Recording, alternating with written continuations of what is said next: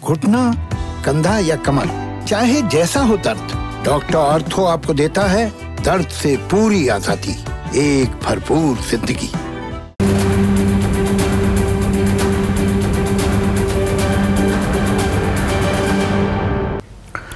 नमस्कार, मैं हूं संदीप चौधरी। आज सबसे बड़ा सवाल में बात आपकी, मेरी, हम सब की। आप, मैं, हम सब पिछले 14 महीने से कोरोना से जंग लड़ रहे हैं। इस संकट काल, संक्रमण काल, आपदा काल, आफत काल में हम जी रहे हैं। जिंदगी और मौत की लड़ाई है।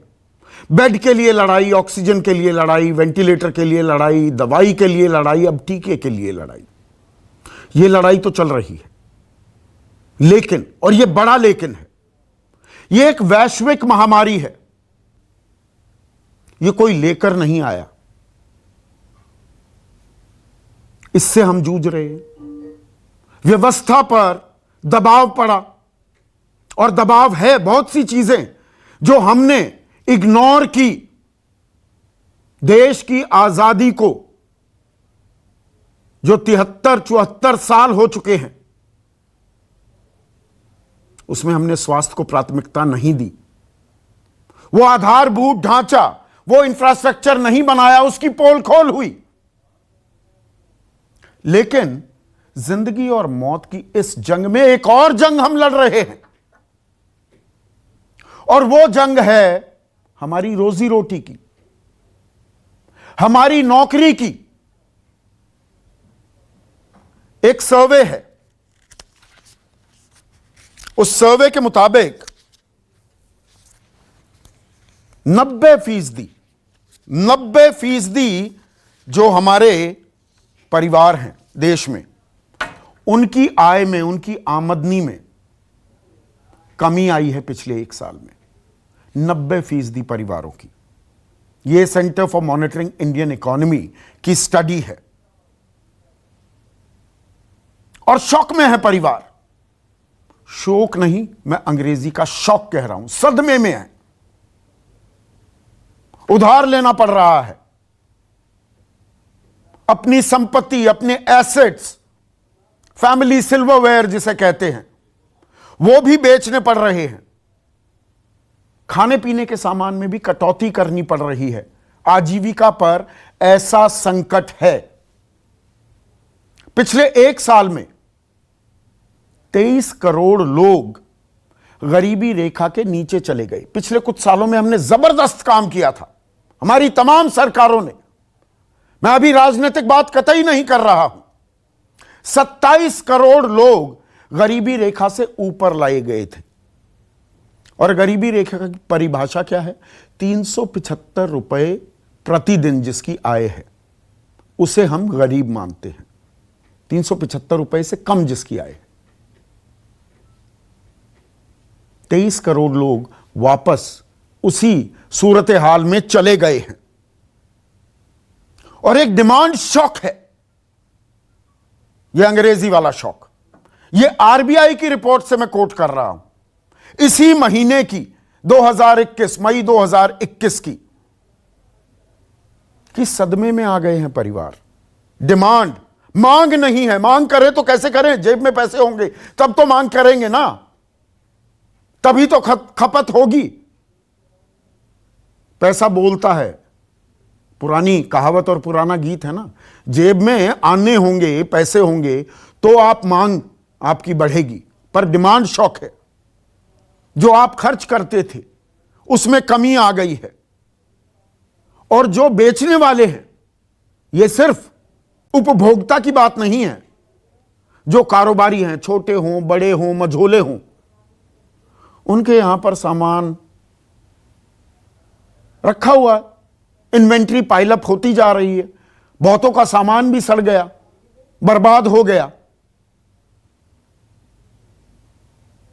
अब ताजा जो आंकड़े आए हैं, हमारी अर्थव्यवस्था, आजाद भारत के इतिहास में सबसे बड़ा गोता हमने लगाया है।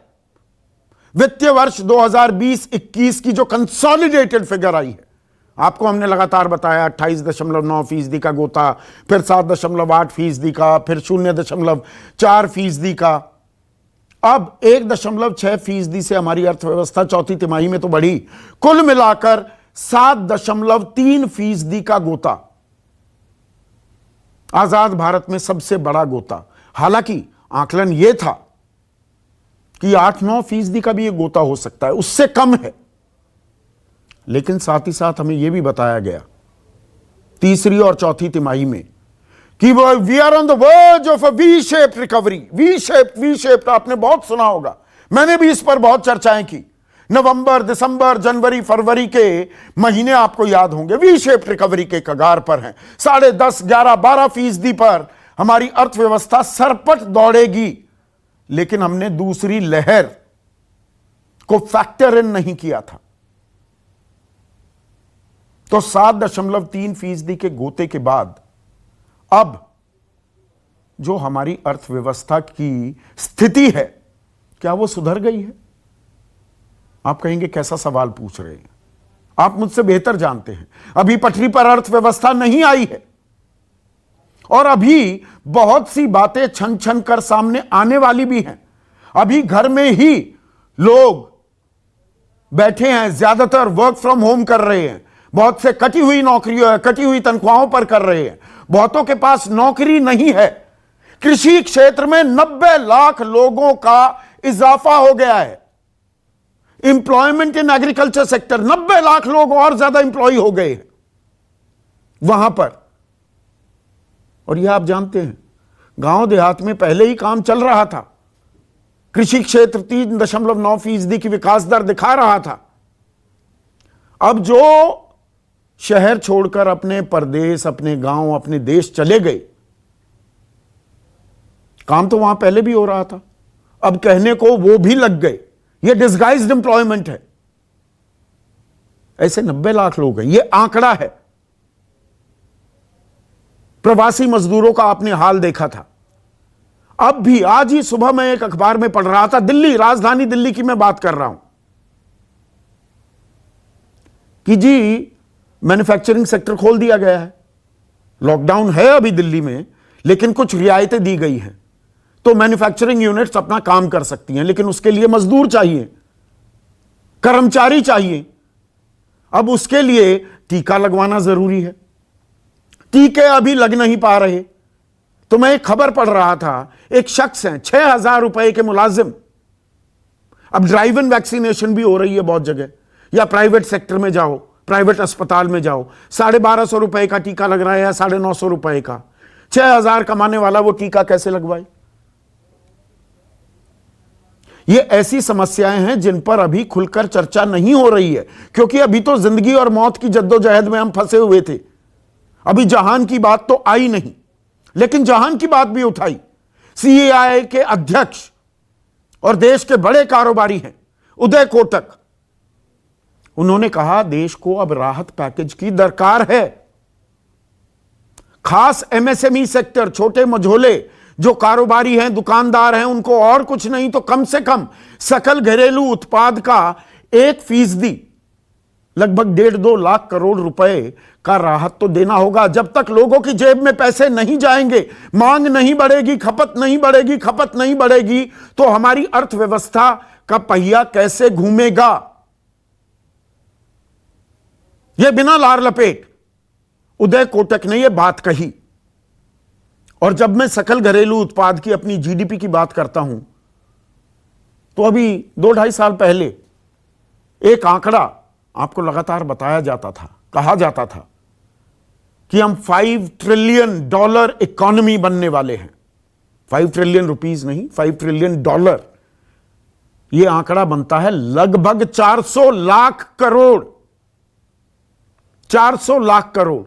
लेकिन अब उसकी बातें नहीं हो रही, पर वो सपना है। हम 5 ट्रिलियन क्यों, 8 ट्रिलियन, 10 ट्रिलियन की इकोनॉमी क्यों ना बने, और हमारे अंदर वो मादा है।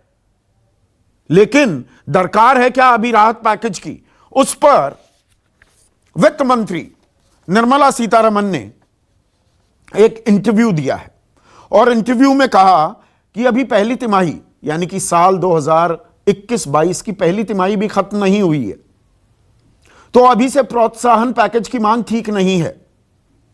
पहले तो बजट को ही पूरी तरह से लागू होने दो। कोरोना के असर को ध्यान में रखकर ही यह बजट बनाया गया। आत्मनिर्भर भारत के तहत शुरू की गई कई योजनाओं का उपयोग हो रहा है। स्वामी फंड की शुरुआत पूरे देश में 135 प्रोडक्ट्स के साथ की गई है। तो वित्त मंत्री कह रही हैं अभी राहत की कोई दरकार नहीं, हमने बजट में प्रावधान कर दिए। बजट पिछले साल भी आया था ना। लेकिन जब 11 मई को, और वो तस्वीरें मैं आपको दिखा रहा हूं, वित्त मंत्री निर्मला सीतारमण और वित्त राज्य मंत्री अनुराग ठाकुर देश के सामने आए थे, एक दिन नहीं लगातार 5 दिन 20,97,000 करोड़ का एक राहत पैकेज दिया था। जेब में पैसे तो नहीं आए, लेकिन तरलता प्रदान की गई थी। और तब 3 मई को देश में तीसरा लॉकडाउन जो शुरू हुआ था, उस वक्त 40,000 का आंकड़ा था। पहले लॉकडाउन में 500 के करीब, दूसरा लॉकडाउन 14 अप्रैल को, उसमें लगभग 10,000 और फिर 40,000 3 मई को। यहां 4 लाख से भी ऊपर आंकड़ा पहुंच गया। घर में बैठे हुए हैं लोग। आय पर मार पड़ी है। आय पर मार पड़ी तो रोजी रोटी, घर में खान पान पर मार पड़ी, बच्चों की पढ़ाई लिखाई पर, उनकी सुख सुविधाओं पर, उनकी सेहत के ऊपर आने वाला खर्च, तमाम चीजों पर। यह अपने आप में एक डेमोन्स्ट्रेशन इफेक्ट होता है। एक जगह दिक्कत होती है, वो नीचे तक चली जाती है। तो उस दिक्कत से उबारने के लिए हमारी रणनीति क्या है, और इस पर क्या हमें खुलकर चर्चा नहीं करनी चाहिए? इसी पर चर्चा करेंगे। और ऐसे में आज का सबसे बड़ा सवाल, अर्थव्यवस्था पर कोरोना की मार, हम कितने तैयार? चर्चा में मेरे साथ बीजेपी की राष्ट्रीय प्रवक्ता संजू वर्मा, कांग्रेस की राष्ट्रीय प्रवक्ता सुप्रिया श्रीनेठ, बिजनेस जर्नलिस्ट रह चुकी हैं, एडिटर रह चुकी हैं, अर्थव्यवस्था को भली भांति समझती हैं। 2 खास मेहमान कारोबार जगत से हैं। अनंत सिंघानिया सीईओ हैं जेके एंटरप्राइजेस के, संजय अग्रवाल प्रेसिडेंट हैं, अध्यक्ष हैं पीएचडी चेंबर्स के, और देश के एक और बड़े बिजनेस जर्नलिस्ट सिद्धार्थ जराबी भी मेरे साथ हैं। तो सिद्धार्थ, आपसे शुरू करता हूं। जान, ये जिंदगी की जंग, जिंदगी मौत की जंग में हम फंसे हुए हैं, लेकिन हमारी अर्थव्यवस्था भी एक जंग लड़ रही है। कमाई कम हो रही है। विकास दर का मैंने आंकड़ा बता दिया, जितना आकलन था उससे थोड़ा कम है, लेकिन हमने झटका खाया है। लेकिन हम जो वी शेप रिकवरी की संभावनाओं के सहारे टिके हुए थे कि बुरा वक्त चला गया और अब हम सरपट दौड़ने लगेंगे, क्या अर्थव्यवस्था अभी सरपट दौड़ती दिख रही है, या दरअसल अर्थव्यवस्था को राहत की दरकार है, जिसके बारे में अभी कोई चर्चा नहीं हो रही? आपने 2 बड़े सवाल एक सवाल में पूछे हैं, तो मैं तुरंत जल्दी जल्दी जवाब देने की कोशिश करूंगा। पहला ये कि पिछले वित्तीय वर्ष के जो कुल सकल घरेलू उत्पाद का आंकड़ा आया है, जो 1.6% की जो ग्रोथ आई है, ये 4th क्वार्टर में आई है, पर पूरे साल के लिए नेगेटिव ग्रोथ है। अब पिछले वर्ष को हमने 2 हिस्सों में बांटना चाहिए।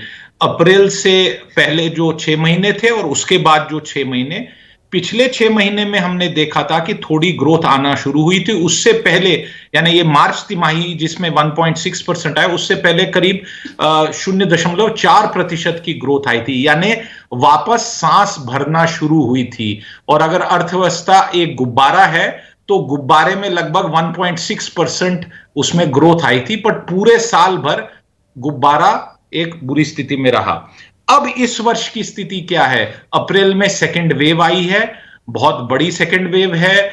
भगवान की कृपा से लोगों की, और खासकर हमारे फ्रंटलाइन वर्कर्स, चिकित्सक, नर्सेज, बाकी लोगों ने मिलकर जो एक प्रयास किया, उससे ये कहीं ना कहीं कंट्रोल में आई है, और ज्यादा आए ऐसी हम प्रभु से प्रार्थना करें, मृत्यु दर और भी कम हो। परंतु इसका जो इंपैक्ट है लेबर मार्केट्स पे, कंजम्पशन मार्केट पे और हाउस होल्ड इनकम पे जरूर आएगा। तो इस तिमाही की जो रिजल्ट आएगी, क्योंकि मई भी अब समाप्त हो गया है, जून हमारे सर पे है, तो आप इसका आंकड़ा कुछ समय बाद देखेंगे कि वो खराब आएगा। अब इससे जुड़ा हुआ आपने जो सवाल पूछा, इसमें एक ही प्रश्न है, और मुझे नहीं पता कि टाइम्स ऑफ इंडिया के पत्रकारों ने यह विषय वित्त मंत्री जी के सामने रखा कि नहीं, पर सवाल यह आता है कि जो बजट डिजाइन हुआ था संदीप, वो पिछले वर्ष अनाउंस हुआ था 1 फरवरी को, पिछले वित्तीय वर्ष, और उसने कोई सेकंड वेव को एंटिसिपेट नहीं किया था। एग्जैक्टली। फरवरी में तो हम ताल ठोक रहे थे कि हमने कोरोना को हरा दिया है। मैं बस अपनी बात समाप्त करता हूं। इसलिए मेरा यह मानना है कि यह जरूर वित्त मंत्री जी ने सही विषय कहा है कि किसी भी बजट की अनाउंसमेंट्स को इंप्लीमेंट होने में 3 से 6 महीने लगते हैं, और सरकार प्रयास करेगी वो तेजी से होंगे। बट ये शायद कहीं ना कहीं पे एक सिग्नल की दृष्टि से अवॉइडेबल बात थी, क्योंकि पिछले बजट को पोस्ट सेकेंड वेव कंपेयर नहीं करना चाहिए। पर यह जरूर है कि सरकार ने अपने जो इस वर्ष पैसे खर्चने का वायदा किया है, वही जो बजट एक्चुअली केवल सरकार की स्पेंडिंग होती है, उस स्पेंडिंग में से अभी तक शायद 10 या 15% ही स्पेंड हुआ होगा, 20% स्पेंड हुआ होगा, और अभी बहुत ज्यादा पैसा खर्चना है। शायद प्रश्न यह उठना चाहिए संदीप कि क्या जो सरकार ने इस वित्तीय वर्ष में पैसा खर्चने के लिए टारगेट रखा है, उसको ज्यादा जल्दी खर्चा जाए, ताकि इस सेकेंड वेव की मार को ज्यादा बेहतर से मैं इसको और सरल कर देता हूं सिद्धार्थ, बिल्कुल सरल, आम आदमी के जो पूरी बात समझ में आए। पिछले साल दिक्कत आई, इसलिए मैं कह रहा हूं 3 मई को 40,000 संक्रमण का आंकड़ा था 2020 में। हमने 5 दिन लगातार राहत पैकेज की घोषणाएं की गई, लोग ईएमआई भी देते हैं, हम बंधे हुए हैं ना, बकरा किस्तों पर है, हमारी जिंदगी किस्तों पर चल रही है। लोगों की नौकरियां जा रही थी, तनख्वाहें कट रही थी। आज भी कोई ऐसा नहीं है कि कटी हुई तनख्वाहें दोबारा से बराबर हो गई, सारी नौकरियां वापस आ गई हैं। ईएमआई का संकट अभी भी बना हुआ है, लोग घर से बैठकर काम कर रहे हैं। पिछले साल राहत दी गई ना, आरबीआई ने भी दी ना, कि भाई आप ब्याज दरों में आपको जो ब्याज दे रहे हैं उसको अभी देने की जरूरत नहीं है। तो इस तरह की आम आदमी की दिक्कतों, आम आदमी की जेब पर दबाव है, उसको उबारने के लिए सरकार कुछ करेगी कि नहीं करेगी, या ये सब कुछ बजट के अंदर इसका प्रावधान किया गया था? मैंने बजट पढ़ा, मुझे ऐसा प्रावधान नहीं दिखा। संदीप, मैं ये मानता हूं कि सेकेंड वेव के आने के बाद ये जरूर अनिवार्य है कि एक नई प्रकार की कम्युनिकेशन आरबीआई और भारत सरकार दोनों, फिस्कल और मॉनेटरी अथॉरिटी को देनी चाहिए। आरबीआई ने थोड़ा सा उसको रियलाइन करने का प्रयास किया। आपको याद होगा कि आरबीआई ने उसने भी काफी बुलिश प्रोस्पेक्ट्स दिए थे पिछले वित्तीय वर्ष में। अब क्योंकि एक नई सच्चाई हमारे ऊपर अभी छाई हुई है, मुझे लगता है कि जो कम्युनिकेशन होनी चाहिए मार्केट्स में और इकोनॉमी में, और आप जानते हैं एनिमल स्पिरिट्स, आपने भी इकोनॉमिक्स पढ़ी है, एनिमल स्पिरिट्स सेंटिमेंट से भी काफी चलता है। यहां पे संजू जी भी इस विषय को समझती हैं, सुप्रिया, बाकी लोग भी समझते हैं। शायद इस पे एक नए प्रकार की एक कम्युनिकेशन होनी चाहिए और पुराने बजट से आगे बढ़ने का प्रयास करना चाहिए। आखिरकार सरकार ने पिछली बारी आत्मनिर्भर की 5 पैकेजेस जब अनाउंस की तो वो 5 मिनी बजट थे संदीप, हमें इस बात को एक्नॉलेज करना चाहिए। बिल्कुल। तो और यहां पर जो एक देखिए एक भरोसा होता है अर्थव्यवस्था में ना, भरोसा डगमगाने लगता है। जो मैंने कहा, संजय अग्रवाल साहब, आप पीएचडी से हैं, मैं फिक्की की एक रिपोर्ट को कोट कर रहा हूं और यह अभी आई है। एक आप बिजनेस कॉन्फिडेंस आंकते हैं, आपका चेंबर भी आंकता होगा। फिक्की का जो सर्वे है, जो ओवरऑल बिजनेस कॉन्फिडेंस इंडेक्स है, वो 51.5% पर आ गया है, जो पिछले दौर में वो था 74.2%। तो मतलब भरोसा डगमगा रहा है ना कि अरे अभी तो दूसरी लहर है, तीसरी लहर भी आ जाए, अभी लॉकडाउन चल रहा है, कहने को कामकाज शुरू हो भी रहा है, लेकिन आप अगर अपने कारोबार में कर्मचारियों को बुलाएंगे, मजदूरों को बुलाएंगे, उनको टीका लगा है नहीं लगा है, उनकी पगारें भी पूरी मिल पा रही हैं नहीं मिल पा रही हैं, ये अपने आप में सवाल हैं कि नहीं? क्या ये जायज सवाल हैं? देखिए, मैं इतना कहना चाहूंगा कि पिछले साल की अगर आप हैपनिंग्स को देखें, 23 मार्च मेरे ख्याल से नेशनल लॉकडाउन हुआ था, या 24 मार्च से, और 12 मई को आत्मनिर्भर भारत पैकेज की अनाउंसमेंट हो गई थी, फर्स्ट इंस्टॉलमेंट की, और ये 5 इंस्टॉलमेंट हुई जैसे भी कहा गया। और ये कैलिब्रेटेड रिस्पॉन्स था सरकार का, और काफी कंजर्वेटिव रिस्पॉन्स था कंपेयर टू अदर गवर्नमेंट, जो अगर आप दूसरे देशों को देखें उनको बड़े एग्रेसिव अनाउंसमेंट्स थे, खासतौर से वेस्टर्न गवर्नमेंट्स के, जो और वेस्टर्न इकोनॉमीज के, जो ये देश हमारे को सारी फिस्कल प्रूडेंस और सब चीजों को बहुत नाप तोल के, और फिस्कल डेफिसिट और इन सब चीजों पर जो हमें लेक्चर देते हैं, उन सब देशों ने कितने बड़े बड़े पैकेज निकाले थे। उन सब को देखते हुए हमारे यहाँ बहुत सोच समझ के कंजर्वेटिव पैकेज निकाले गए, और उनको भी बार बार कैलिब्रेट किया गया। पहली अनाउंसमेंट हुई, फिर आत्मनिर्भर 2, 3, 4, 5, क्यों? इसलिए कि जहां जहां लगा कि कुछ और करने की जो किया जा सकता है, किया गया।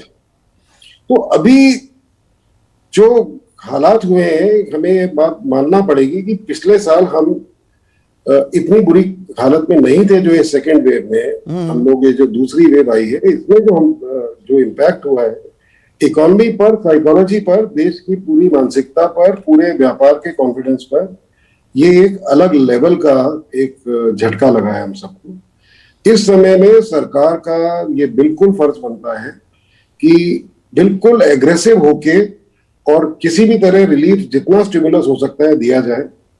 और इस बात की कोई चिंता करने की जरूरत नहीं है कि आप नहीं, जब वित्त मंत्री कहती हैं कि बजट में प्रावधान है, अभी 2 महीने हुए हैं, पूरा प्ले आउट होने दो, इतनी सारी हमने स्कीम्स लाई हैं। वित्त मंत्री जी अपना अगर कंजर्वेटिज्म पर हमेशा ही चलना पसंद करेंगी, तो देखिए हम तो यही कह सकते हैं कि देखिए ये समय नहीं है कंजर्वेटिव होने का। उनका ये विचार हो सकता है कि बजट अच्छा बजट था, हमने इस बजट का स्वागत किया था जब ये बजट आया था, और हमने कहा था कि इसकी डायरेक्शन सही है, चाहे हमारी उम्मीदें काफी ज्यादा थी, लेकिन डायरेक्शन सही थी बजट की। बट वो डायरेक्शन जो थी वो एक उस बेसिस पर थी, जो एक कॉन्फिडेंस बिल्ड हुआ था उन पिछले 2 तिमाही में, जो आप अक्टूबर से लेकर मार्च तक की कह सकते हैं, जिनमें सब कुछ दिख रहा था कि बढ़ रहा है। तो बाजार हिला हुआ है, अभी डगमगा रहा है। हाँ, और ये जो सेकेंड वेव आई है, इसने सब कुछ हिला दिया है, सब कुछ सिवाय एक चीज के, एक स्टिमुलस एक तो बहुत जरूरी चाहिए, इसमें बिल्कुल कोई शक की बात नहीं है। लेकिन अब मैं एक ऐसी बात बोलूंगा जो शायद अभी तक नहीं बोली गई हमारे यहाँ, लेकिन ये बहुत जरूरी है, और शायद आपके चैनल पर ही ये पहली बार ये कोई बोलेगा, तो अब आप इसको देखें ये कितना जरूरी है, और कोई इस चीज को पॉइंट आउट नहीं कर रहा है कि एक तरफ तो डिमांड कम हो गई है, इंडस्ट्री की सब तरफ से तकलीफ है, वर्कर अगर आप लाएं तो वर्कर आने को तैयार नहीं है, डरते हैं, मुश्किल है वर्कर आने को तैयार हो, तो आपको डर लगता है उनको टीका लगा कि नहीं लगा। इस सब के बाद अगर आप प्रोडक्शन करते हैं तो आपको जो भी कच्चा माल, जो भी रॉ मटेरियल खरीदना है, हर एक कमोडिटी आसमान छू रही है। स्टील हो, प्लास्टिक हो, सीमेंट हो, कॉपर हो, एल्यूमिनियम हो, कोई भी मेटल हो, कोई भी प्लास्टिक हो, कोई भी चीज जिससे भी कोई फैक्ट्री चलती है, उन सब के दाम 50 से लेकर 100% तक बढ़ चुके हैं पिछले 6-8 महीने में। जितने प्राइमरी प्रोड्यूसर्स हैं उन सब की बैलेंस शीट में करोड़ों अरबों रुपए के प्रॉफिट आ रहे हैं। उसके बेसिस पर स्टॉक एक्सचेंज आपकी उछाल पर है, और 50,000 पॉइंट स्टॉक एक्सचेंज क्रॉस कर चुकी है। हाँ, एक अकेला बाजार हिला हुआ है, पर शेयर बाजार बम है। शेयर बाजार बम है। शेयर बाजार इसलिए बम है कि इन सब बड़ी कंपनियों में खूब कमाई हो रही है, क्योंकि सबके खूब कमोडिटी के रेट बढ़ गए हैं। और इस सारे में जिस वजह से आप कस्टम ड्यूटी लगाते थे, आप कस्टम ड्यूटी इसलिए लगाते थे कि आपके देश की इंडस्ट्री बची रहे। अभी क्या हो रहा है, ये सारी बड़ी कंपनियां मैक्सिमम तो इंटरनेशनल मार्केट के बाजारों का फायदा उठा रही है, अपने खूब महंगे रेट पर एक्सपोर्ट हो रहा है सब कुछ। उसके अलावा जो हिंदुस्तान में बेचते हैं उस सब पर बाकायदा कस्टम ड्यूटी को बराबर कैलकुलेट करके, अगर किसी पर 12% ड्यूटी है तो एग्जैक्ट 100 रुपए का अगर इंपोर्ट है, 100 को 112 करके वो 112 रुपए से 2 पैसे कम में 111 रुपए 98 पैसे में बेचते हैं। तो मतलब इसमें एक सेकंड के लिए मैं संजय जी अब अनंत सिंघानिया को लेकर आना चाहूंगा। तो जो ये वी शेप रिकवरी की हम बात कर रहे थे, वी शेप नहीं हो रही, दरअसल ये के शेप रिकवरी हो रही है। अमीर और अमीर हो रहे हैं, गरीब और गरीब हो रहे हैं। और इसमें कारोबारियों की तो बात कर ही रहा हूं, लेकिन आम आदमी की भी बात मैं जोड़ना चाहूंगा। अभी एक सर्वे भी आया है जो उदय कोटक साहब ने कहा कि एमएसएमई को तो कम से कम सकल घरेलू उत्पाद का 1% 1.5-2 लाख करोड़ रुपए राहत में दे दो। 59% स्टार्टअप्स और एमएसपी या तो बंद होने के कगार पर हैं या 1-2 महीने में हो जाएंगे, वरना अगले 6 महीने में तो वो बंद हो जाएंगे, उन पर ताले लग जाएंगे। उन पर ताले लगते हैं। कारोबार के लिए, आप लोगों के लिए तो बुरी खबर है ही, लेकिन एक अनटोल्ड स्टोरी भी है जो आम आदमी है। 94% हमारी अर्थव्यवस्था इनफॉर्मल सेक्टर है, दिहाड़ी मजदूर उसकी रीढ़ की हड्डी हैं। अभी तो उनका दुख दर्द पिछले साल तो हमने सड़कों पर दिखा, वो तो लॉकडाउन क्योंकि हो गया था, अभी वो दिखना बाकी है क्या? या मैं बढ़ा चढ़ाकर बात कर रहा हूं अनंत बाबू?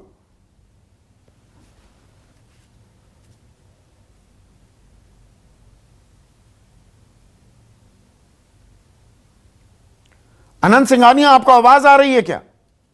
अभी आ रही है, अभी आ रही है। दोबारा can you repeat the last point please? हाँ, मैं ये कह रहा हूं कि देखिए, वी शेप रिकवरी की जो बात अभी संजय अग्रवाल कह रहे थे कि वी शेप रिकवरी की तो बात छोड़िए, के शेप रिकवरी हो रही है क्या? अमीर और अमीर हो रहा है, गरीब और गरीब हो रहा है। इसमें कारोबारी भी हैं, छोटे मझोले जो कारोबारी, जिनके बारे में उदय कोटक कह रहे थे कि जी इनको, एमएसएमई सेक्टर को 1.5-2 लाख करोड़, 1% अपने सकल घरेलू उत्पाद का राहत के तौर पर तो दो। 59% तो बंद होने के कगार पर हैं। ये लोकल सर्कल्स की का सर्वे है।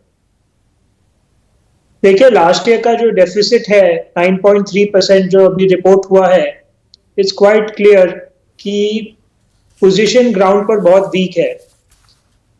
गवर्नमेंट को 2 चीज पर ज्यादा ध्यान देना पड़ेगा। एक तो पैसा हर एक आदमी के हाथ में आना बहुत जरूरी है। लास्ट ईयर का जो स्टिमुलस पैकेज था 20 लाख करोड़ में, उसमें पैसा लोगों को मिला पर नॉट इनफ। अभी गवर्नमेंट को पैसा प्रिंट करके या रिजर्व से कहीं ना कहीं से लोगों के हाथ में डालना बहुत जरूरी है। सेकेंड जो पॉइंट है स्टिमुलस के लिए, कुछ वक्त के लिए हम यदि स्टिमुलस ये जीडीपी का रेट 50% कर लेंगे तो इकोनॉमी में बहुत फर्क पड़ेगा। भले एक छोटा सा हिट होगा, पर जो आपको डिमांड मिलेगा वो बहुत इंपैक्ट होएगा। तीसरा चीज है जो पिछले 6 हफ्ते से ज्यादातर सेकेंड वेव का जो we are facing, people are very badly hit. तो टीका लगाना बहुत जरूरी है। हर एक आदमी को मेडिकल इंफ्रास्ट्रक्चर में जो पिछले बजट में गवर्नमेंट में 2 लाख करोड़ का एलोकेशन दिया था, वो स्पेंडिंग जाना बहुत जरूरी है। तो यहां पर संजू वर्मा, देखिए, कॉरपोरेट वर्ल्ड भी, इंडिया इंक कभी खुलकर इतना नहीं बोलता है। राहत पैकेज की दरकार है और आम आदमी पर इसका असर, देखिए 2 और चीजें अब मैं इसमें जोड़ दूं। बेरोजगारी की दर जो 6% पर आ गई थी, 28-29% थी पिछले साल, 6-6.5% पर आ गई। सरकार ने कदम उठाए, लेकिन यह बेरोजगारी की दर अब फिर से 14.5% के करीब है। और महंगाई की दर जो आपने 7 साल महंगाई डायन को काबू में रखा, वो महंगाई की दर 8 साल के अपने उछले स्तर पर है, 10.5% आ गई। आप मुस्कुरा रही हैं, मुस्कुराने की वजह तो नहीं दिखी मुझे, मैं कुछ कहना चाहती हूँ। हाँ, कहिए ना। धन्यवाद संदीप जी। पहली बात तो ये, आज जीडीपी के आंकड़े आए और सभी ज्ञानवर्धक लोग ये कह रहे थे कि इंडिया की चौथे क्वार्टर में जीडीपी में गिरावट होगी 1.5 से 2% की, जबकि 1.6% की बढ़ोतरी हुई है। और पूरे साल फाइनेंशियल ईयर 2020-21 का कहा जाता था कि 10 से 12% का गिरावट देखने को मिलेगी। हमने वो गिरावट को कंट्रोल किया है 7.3%। जो सबसे अच्छी बात वो है कि 4th क्वार्टर में इंडस्ट्रियल ग्रोथ का जो आंकड़ा है वो है 6.9% ग्रोथ। कंस्ट्रक्शन सेगमेंट का ग्रोथ का आंकड़ा आया है 14.5%। अब बात करते हैं कि भाई गिरावट हुई है 7.3% की, तो आप खुश क्यों हो रहे हो? मैं ये बता दूं कि चाहे IMF हो, मूडीज हो, वर्ल्ड बैंक हो, सभी ने कहा है कि महामारी के चलते जिस सक्षम नेतृत्व को मोदी सरकार ने दिखाया है, वो शायद ही किसी भी nation, no nation has fought the war against Covid so brilliantly. चाहे आप वर्ल्ड हेल्थ ऑर्गेनाइजेशन की बात करें, आप बिल गेट्स की बात करें, आप यूनाइटेड नेशन की बात करें, सभी ने ये कहा है। मैं आपको कुछ आंकड़े देना चाहती हूँ क्योंकि आपने बार बार महंगाई की बात कही। मैं पिछले 5 साल के आंकड़े लेकर आई हूँ। एवरेज रिटेल इन्फ्लेशन मोदी सरकार के टाइम रहा है 4.2%, फूड इन्फ्लेशन 3.8%। मैं एवरेज की बात कर रही हूँ। कांग्रेस के जमाने में आपको याद होगा 2013 में फूड इन्फ्लेशन था 17% और एवरेज रिटेल इन्फ्लेशन था 14%। अभी बात करते हैं कि भाई महंगाई इतनी बढ़ी क्यों है। तो संदीप जी, मैं आपके चैनल के माध्यम से एक कड़वा सच बोलना चाहती हूँ। सभी दर्शकों को यह जानना होगा कि जो सेंट्रल एक्साइज ड्यूटी होती है वो फ्लैट रेट होता है, चाहे पेट्रोल 70 रुपए में बिके या 100 रुपए में बिके। पर आपको यह जान के आश्चर्य होगा कि state charge ad valorem tax, मतलब जब 70 रुपए होता है पेट्रोल का भाव, तो यदि वैट 36% है तो स्टेट को कितना मिलता है? 25 रुपए। पर जब वैट 36% होता है पर पेट्रोल का दाम 100 रुपए हो जाता है, स्टेट को कितना मिलता है? 36 रुपए। और आज सबसे ज्यादा वैट कहां पर है? महाराष्ट्र में सेस के साथ 42%, राजस्थान में वैल्यू एडेड टैक्स पेट्रोल पे सेस के साथ 51%, पंजाब में 38%। सबसे कम पेट्रोल और वैट का दाम कहां है? पंजाब तो छोड़िए, राजस्थान तो छोड़िए, बात करिए बीजेपी शासित प्रदेशों की। असम, गुजरात, मणिपुर, उत्तराखंड, यहाँ पेट्रोल के दाम अभी अर्थव्यवस्था के राहत पैकेज की बात हो रही है। आपने पूरे आंकड़े गिनवाए। अब 3 चीजें आपने बड़ी अहम गिनवाई। आपने अंतर्राष्ट्रीय एजेंसीज की, बिल गेट्स वगैरह तमाम लोगों की बात कर दी। उन लोगों को यह पता है 23 करोड़ लोग गरीबी रेखा के नीचे चले गए पिछले 1 साल में। गरीबी रेखा का मतलब 375। अब सवाल मेरा भी तो सुन लीजिए। 375 रुपए प्रतिदिन कमाने वाले लोग, वो 23 करोड़ लोग उससे भी नीचे चले गए। आपने 14.5% विकास दर की बात की कंस्ट्रक्शन में। अभी कंस्ट्रक्शन हो रही है क्या? जो बात अनंत सिंघानिया या संजय अग्रवाल कह रहे हैं या उदय कोटक कह रहे हैं, उसके कोई मायने नहीं है क्या? मैं कुछ कहना चाहती हूँ प्लीज। हाँ। संदीप जी, आपने बोला भी, मुझे थोड़ा जवाब देने दीजिए, ये बहुत अहम मुद्दा है। हाँ। संदीप जी, चाहे उदय कोटक हो या मिस्टर सिंघानिया हो, सिद्धार्थ जराबी बहुत जाने माने पत्रकार हैं, मैं किसी को टोक नहीं रही। पर यदि आप सिंघानिया जी की बात करते हैं, उदय कोटक को आपने 6-7 बार गिनवा दिया, वहीं आनंद महिंद्रा की बात कीजिए, वहां मारुति सुजुकी की बात कीजिए। मुझे यह बताइए, यदि लोगों के पास पैसा नहीं है, average Maruti is selling 1.5 lakh cars every month, मतलब हर 4 मिनट में एक गाड़ी बेच रही है मारुति सुजुकी। रिकवरी भी होती है। अमीर हो रहे हैं, गरीब हो रहे हैं। आप अभी बीच में मत टोकिए संदीप जी, आपकी यही प्रॉब्लम है। जब मैं आंकड़े देती हूँ आप बीच में टोकते हैं। आप बात करते हैं 23 करोड़ लोग गरीबी रेखा के नीचे आए हैं, आपका आंकड़ा गलत है। अच्छा, गलत है। Latest report world poverty international की है जो कहती है डिस्पाइट अ डेबिलिटेटिंग पैंडेमिक, मोदी सरकार ने 75 मिलियन, 7.5 करोड़ लोगों को गरीबी रेखा से ऊपर निकाला है। आप जो आंकड़े लेकर आए हैं वो गलत है। अच्छा, तो कितने गरीब थे? एक सेकेंड नहीं। अब आप एक अंतर्राष्ट्रीय एजेंसी, ना संजू, नहीं संजू, आप ना टोकूंगा क्यों नहीं? आप थोड़ा समझाएंगे मुझे कि टोकना कब है? नहीं, मैं एजेंडा नहीं चलाता। मेरा ज्ञानवर्धन कीजिए संजू, मेरा ज्ञानवर्धन कीजिए। आपने एक अंतर्राष्ट्रीय एजेंसी का जिक्र किया संजू। गलत। अरे भाई, अब मैं गलत हूं तो बिल्कुल मेरा पर्दाफाश कीजिए ना। नीचे आ गए हैं आप मेरा पर्दाफाश कीजिए संजू। एक मिनट सुनिए। लोगों को, दर्शकों को गुमराह करना बंद करिए। अरे एक मिनट। 7.5 करोड़ लोगों को यदि डिबेट में बुलाया है तो बात खत्म करने दीजिए। अरे मैं पूरी अभी आप ही से मुखातिब हूँ संजू, आप ही से मुखातिब हूँ। मैं सिर्फ आपका सोर्स जानना चाह रहा हूँ। आपने अंतर्राष्ट्रीय एजेंसी का नाम लिया। देखिए, अरे मैं टोकूंगा तो हूँ, ये मेरा शो है संजू।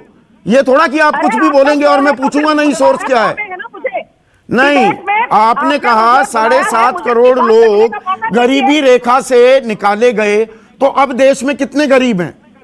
या कितने गरीब थे जो 7.5 करोड़ लोगों को निकाला गया, ये बता दीजिए। बात कर नहीं, मुझे पहले मेरी बात कहने दीजिए। हाँ कहिए कहिए संदीप जी प्लीज।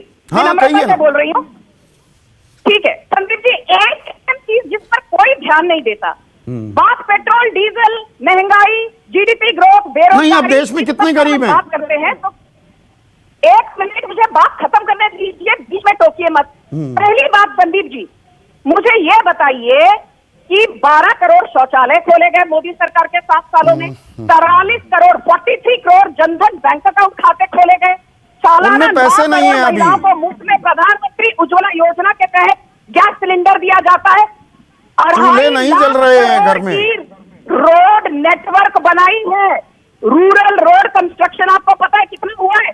2.5 लाख किलोमीटर। मुझे बताइए यदि इंफ्रास्ट्रक्चर प्रोजेक्ट हो नहीं रहे, बन नहीं रहे, तो पिछले साल 11,000 किलोमीटर की हाईवे कंस्ट्रक्शन कहां से हुई? जाके पढ़ लीजिए हिंदू का आर्टिकल।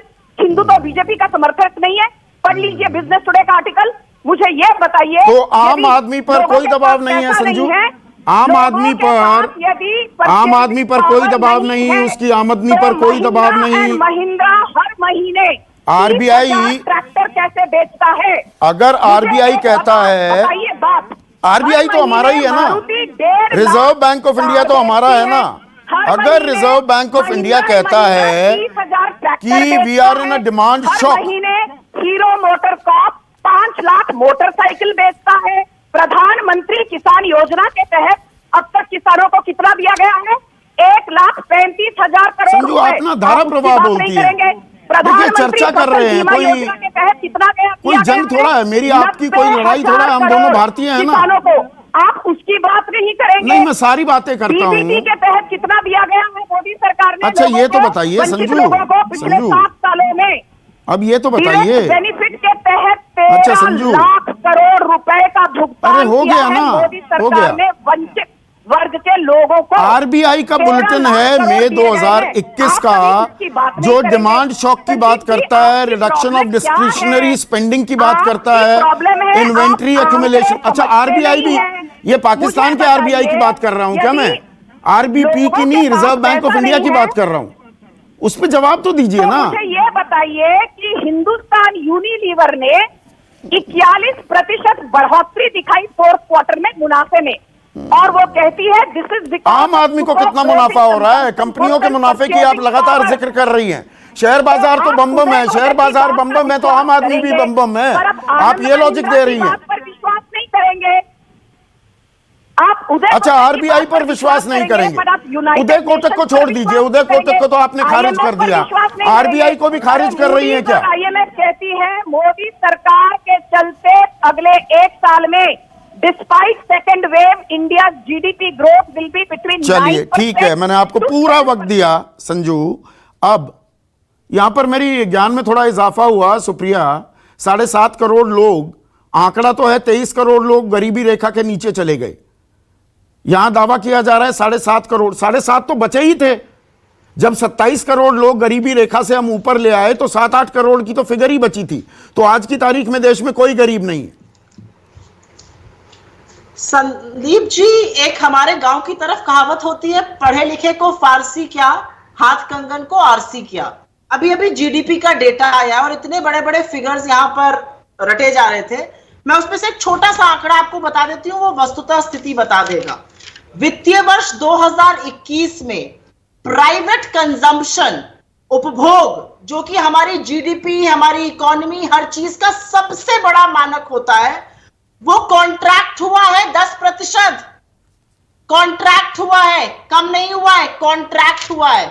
मतलब लोग कम खरीद रहे हैं, उपभोग कम है, निवेश कम हो रहा है। उसी के चलते 34% जीडीपी का हिस्सा था, घट के 20 तक 28% हो गया था, अब और भी कम हो गया है। तो जीडीपी का डेटा जो सरकार की एजेंसी देती है वो मान रही है कि प्राइवेट फाइनल कंजम्पशन 10% संकुचित हो गया है। तो कहां से ये आंकड़े आ रहे हैं कि सब कुछ चंगा और बहुत बढ़िया सब लोग नहीं, पर इस बात में भी देखिए, इस बात को क्या आप खारिज कर सकती हैं जो संजू कह रही हैं कि जो आकलन किया जा रहा था कि 10% का गोता होगा, 11 का होगा, वो निकला 7.3% ना। कंस्ट्रक्शन बढ़ रहा है 14.5%। जी हाँ, मैं उस बात का जवाब आपको देती हूँ। अच्छा प्रश्न है। 10% का तो नहीं, सब लोग 8% का संकुचन कॉन्ट्रैक्शन एक्सपेक्ट कर रहे थे। लेकिन देखिए इतनी बड़ी विडंबना है कि one of the fastest growing economies in the world पर हम आज ये सोच के संतुष्ट है भैया संकुचन हुआ लेकिन सिर्फ 7.3% का हुआ। इसमें दो चीजें जानने वाली हैं। जो Q4 जीडीपी का डेटा आया है वो उस दौरान आया है जब कोविड के केसेस, महामारी इतनी बुरी तरह से दोबारा से नहीं फैली थी सेकेंड वेव। संजू आ रहा हूं, अभी आपके साथ दिया ना मैंने 10 मिनट आपको, अभी बोलिए सुप्रिया। हाँ, गांव देहात में ये बीमारी इस कदर नहीं फैली थी। अब जो Q1 जीडीपी का डेटा आएगा इस वित्तीय वर्ष का वो देखने लायक होगा, क्योंकि गांव देहात में बीमारी फैली है, डिमांड का शॉक वहां से आया। आरबीआई ने 17 मई को इसकी पुष्टि करी है कि डिमांड शॉक भयंकर है। और जो फर्स्ट क्वार्टर जीडीपी में इस बार लॉकडाउन लगाए गए हैं और लगाना जरूरी था जान बचाने के लिए, उससे भी इकोनॉमी प्रभावित होगी।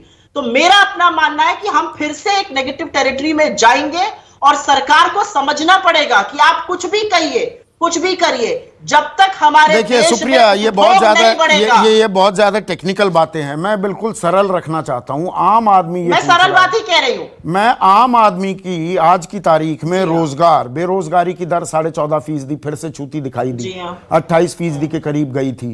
90 लाख लोग, अब वो कृषि क्षेत्र में 90 लाख लोग और जुड़ गए। अरे भाई, खेती गांव देहात में, आप भी गांव देहात की हैं, मैं भी गांव देहात का हूं, वहां पर खेती हो रही है, एक और आदमी जाकर खड़ा हो गया तो वो कोई किसान थोड़ा बन गया। 90 लाख लोग ऐड हुए हैं और लोगों की जेब में पैसा नहीं है।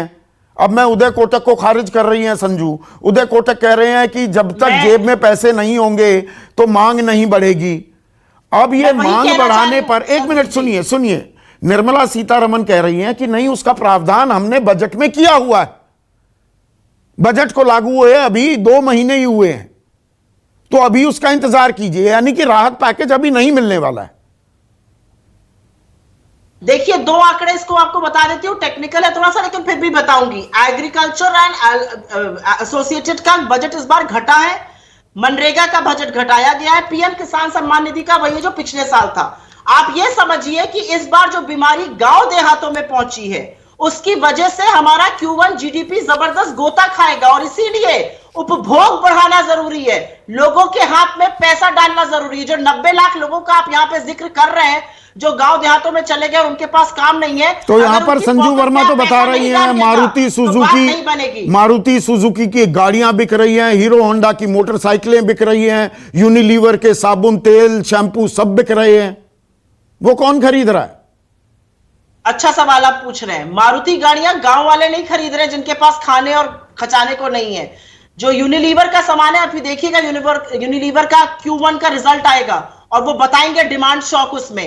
2 व्हीलर मानक होता है, देखिएगा रिजल्ट आएगा और वो बताएंगे उसमें मानक आपको कि क्या हुआ है। दिक्कत की बात यह है ना संदीप जी कि ड्रेसिंग अब जो इकोनॉमी की करी जाती है, धरातल पर दाम बढ़ रहे हैं, ग्रोथ घट रही है, बेरोजगारी बढ़ रही है और सरकार अभी भी, आप कह रहे हैं बजट, बिल्कुल बजट का इंतजार करेंगे। बजट को पता था कि सेकेंड वेव आनी है, बजट ने कोई तैयारी करी थी? रूरल इकोनॉमी में, जो गांव देहातों में, मैं फिर से बोल रही हूं और इसीलिए हर विशेषज्ञ कह रहा है जितने ज्यादा से ज्यादा लोगों को जितनी जल्दी से जल्दी वैक्सीन लगाइएगा उतनी जल्दी इकोनॉमी रिकवर करेगी। और लोगों की हाथ में बिना पैसे डाले आप उपभोग नहीं बढ़ा सकते, आप अपनी नाक रगड़ते रहिए। संजू, आम आदमी परेशान है कि नहीं? गरीब लोग परेशान हैं कि नहीं? उनकी जेब में पैसा होना चाहिए कि नहीं है आज की तारीख में? संदीप जी, मैं उसी मुद्दे पर बात कह रही थी। पहली बात तो ये, सुप्रिया श्रीनेत को बिल्कुल आंकड़ों के बारे में कोई जानकारी नहीं है, सिवाय गाली गलौज करने के और भाजपा के प्रवक्ताओं पर कोई गाली गलौज नहीं हुई है। मुद्दे पर रहिए। आता जाता कुछ नहीं है, सुप्रिया श्रीनेत को आता जाता कुछ नहीं है। ये एक मिनट संदीप जी, ये कहती है मारुति सुजुकी के गाड़ियां रूरल इंडिया में नहीं बिकती हैं। इनको बता दीजिए कि मारुति सुजुकी के 60% गाड़ियां आज रूरल इंडिया और सेमी अर्बन इंडिया में बिक्री होती हैं। महिंद्रा एंड महिंद्रा जो हर महीने 30,000 ट्रैक्टर बेचती है वो गांव में बेचती है। आप और हम जैसे शहर में रहने वाले लोग वो ट्रैक्टर नहीं खरीदते। इनको बता दीजिए, हिंदुस्तान यूनिलीवर के 50%, 50% सेल्स रूरल इंडिया से आते हैं। साबुन, तेल, वहां पर। एक मिनट, नहीं क्रॉस टॉक नहीं सिर्फ संजू स्क्रीन पर। सुप्रिया श्रीनेत को आंकड़ों के बारे में जरा भी अक्ल नहीं है। वो अपनी मर्यादा से बाहर जाकर अभी मर्यादा से मेरे शो पर कोई ना मैं इजाजत देता हूं ना मैं बातचीत को निजी होने देता हूं। आखिरी कमेंट सिद्धार्थ जराबी। अब यहां पर ये जो आंकड़े बताए जा रहे हैं ना कि मारुति इतना बेचती है ग्रामीण इलाके में, महिंद्रा एंड महिंद्रा बेचते हैं वगैरह वगैरह, ये कुछ वैसा तर्क नहीं? पिछले साल आपको ध्यान होगा कि अरे कहां नहीं, पिछले से पिछले साल की बात में माफ कीजिएगा, पिछले से पिछले साल दिवाली सीजन था, तब वो अर्थव्यवस्था लगातार 7-8 तिमाही से हर तिमाही दर तिमाही विकास दर नीचे गिरती जा रही थी, तो एक बड़े केंद्रीय मंत्री ने कहा कि देखिए मर्सिडीज कितनी खरीदी जा रही है। तो कहां है अर्थव्यवस्था में मंदी, कहां है दिक्कत? ये कुछ उस तरह का तर्क दिया जा रहा है क्या? देखिए संदीप, मुझे लगता है हाँ, आपका प्रश्न और शो का फोकस इस वित्तीय वर्ष में क्या करना चाहिए ये था, इसलिए पिछले वित्तीय वर्ष में खासकर जनवरी फरवरी मार्च में जो कुछ अच्छी सेल्स हुई थी वो डेटा बाद में रिपोर्ट होता है, तो उसको हमने अभी दरकिनार रखना चाहिए। आखिरी जो पॉइंट ये है 20 सेकंड में कि रूरल इकोनॉमी में इस बारी पैंडेमिक का डायरेक्ट इंपैक्ट आएगा। बजट में जो भी प्रोविजंस हैं, मैं फिर से ये कहता हूं कि उनको बाद के बदले अभी एडवांस में खर्चने की आवश्यकता है। बजट में काफी पैसा है, पहले उसको अगर ढंग से खर्चा जाए, जल्दी खर्चा जाए, तो समस्या का कुछ निवारण किया जा सकता है। बिल्कुल, आम आदमी परेशान है और इस परेशानी का रास्ता, इसे सुलझाने का रास्ता सरकार को ही कहीं ना कहीं निकालना होगा। और ये बात मैं खुलकर कह सकता हूं कि काला सूट गुलाबी अखबार वाले, इंडिया इंक वाले अमूमन इतना खुलकर अपनी मांगे नहीं रखते हैं। बजट में भी आपने देखा होगा 10 में से 8, 8.5, 9 नंबर हमेशा देते हैं, बंद कमरे में बताएंगे यहां पर ये परेशानी है, लेकिन अब खुलकर परेशानियों का इजहार किया जा रहा है। तो क्या बजट से ही सब कुछ सुलझ जाएगा या प्रोएक्टिव होने की भी जरूरत है? यह सवाल सरकार के लिए। नमस्कार। खास जड़ी बूटियों से बना पेट सफा आयुर्वेदिक चूर्ण आज ही ले आएं। पेट सफा पहली रात से ही असर दिखाता है और इसकी आदत भी नहीं पड़ती। पेट सफा हर रोग दफा।